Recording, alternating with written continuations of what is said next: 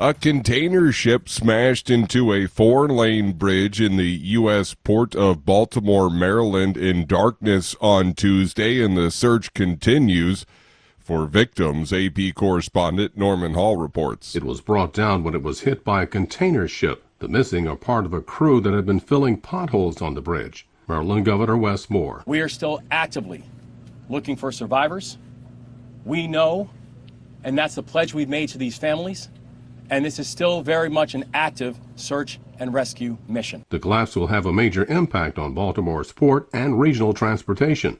A trucking industry group says the bridge was used by 3,600 trucks a day. I'm Norman Hall. A United Nations expert told the global body's Human Rights Council on Tuesday she believed Israel's military campaign in Gaza since October 7th amounted to genocide and called on countries to immediately impose sanctions and an arms embargo. I find that there are reasonable grounds to believe that the threshold indicating the commission of the crime of genocide against Palestinians as a group in Gaza has been met. Israel, which did not attend the session, rejected her findings.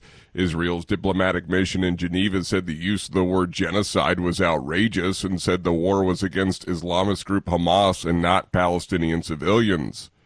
The United States said Tuesday it would continue airdrops of aid to besieged Gaza, despite pleas from Hamas to stop the practice after it said 18 people had died trying to reach food packages. U.S.-designated terrorist group Hamas demanded its enemy Israel instead allow more aid trucks to enter the war-torn territory, which the UN has warned is on the brink of famine after nearly 6 months of war. This is VOA News. Russia on Tuesday sought to shift the blame for the Moscow concert hall attack onto Ukraine and its Western backers, despite the Islamic State groups claiming responsibility for the massacre of at least 139 people. Ukraine has fiercely rejected any accusations from Moscow it was tied to the assault, with the top aide to President Volodymyr Zelensky saying the Kremlin was looking to cover up the incompetence of its intelligence agencies. The U.S. Supreme Court on Tuesday signaled it's unlikely to limit access to an abortion pill. Reuters correspondent Zachary Goldman reports. The justices heard arguments in a case that could determine the fate of a widely used abortion medication called mifepristone. A group of 4 doctors and 4 medical associations who oppose abortion brought the challenge to the drug. They claim the Food and Drug Administration wrongly decided to make such medications available for use at up to 10 weeks of pregnancy, and in allowing the drug to be sent by mail without an initial in-person visit to a clinic. The Biden administration appealed a lower court ruling that would have limited how the pills are prescribed and distributed. The U.S. Solicitor General Elizabeth Prelogar told the justices the plaintiffs didn't have standing, meaning they hadn't been harmed, and the court should dismiss the case. Reuters correspondent Zachary Goldman. New Zealand joins the U.S. and Britain in alleging it was targeted by China-backed cyber espionage. VOA's Lori London has this report. New Zealand officials say hackers linked to the Chinese government targeted its parliament in 2021. The allegation Tuesday comes a day after American and British authorities announced a set of criminal charges and sanctions against 7 hackers, all believed to be in China, who they say targeted U.S. officials, journalists, corporations, and pro-democracy activists. Britain accused the hackers of trying to break into the email accounts of UK lawmakers who were critical of China. U.S. Justice Department officials say the intention of the campaign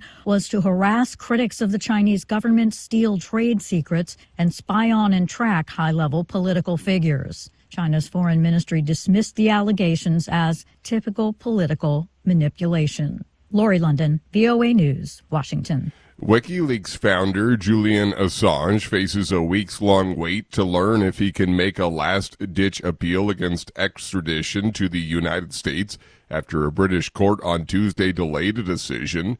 The High Court in London gave the U.S. government 3 weeks to provide further assurances on his treatment if he is sent there to face charges over WikiLeaks' 2010 release of secret military and diplomatic files.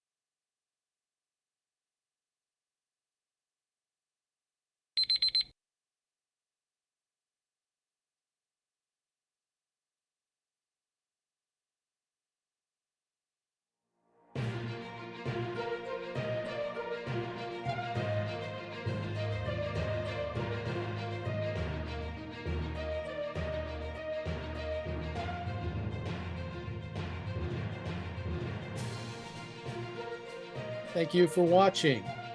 Can you do me a favor? Please leave a comment in the comments section below. That would really help. Thank you, and see you again soon.